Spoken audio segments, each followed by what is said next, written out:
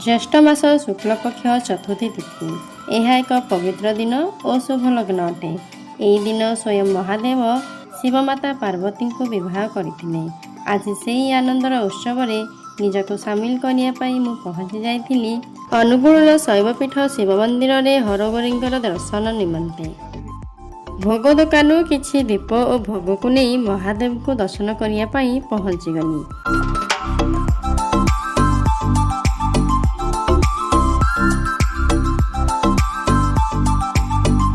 देखिली महादेव का मंदिर को झोटी सहित रंग बेरंगी फूल सुंदर भाव सजाई देइछन्ति।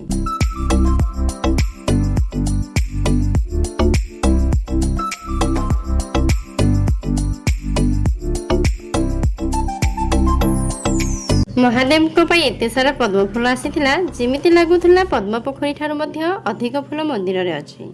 नंदी महाराज को खुशी कहले न सरे। से निजे सजे ही महादेव को बरमेश सजे ही विश्व को अति आनंद रे देखु थांती। सतरे महादेव आज बहुत सुंदर लगुथिले। एपटे भक्त मानक पई आनंद बजार व्यवस्था चलुथिला।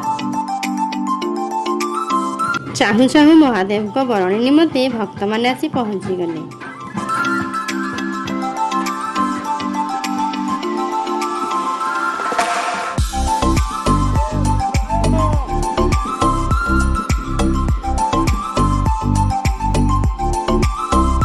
मु नहीं दीपटी को लगे दे पूजारी नना को देली। से महादेव को पाखरे बुले देले।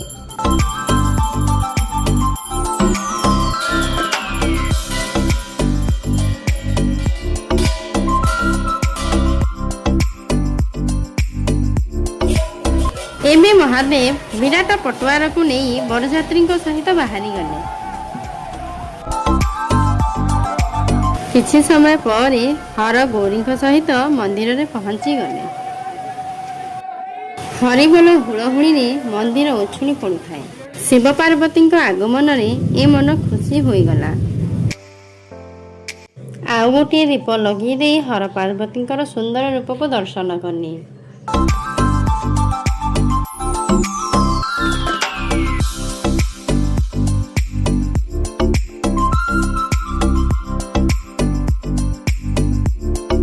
दर्शन सारी मु मो भौणी घर को फेरिनु। आज रखुची। ओम नमः शिवाय। हर हर शंभु।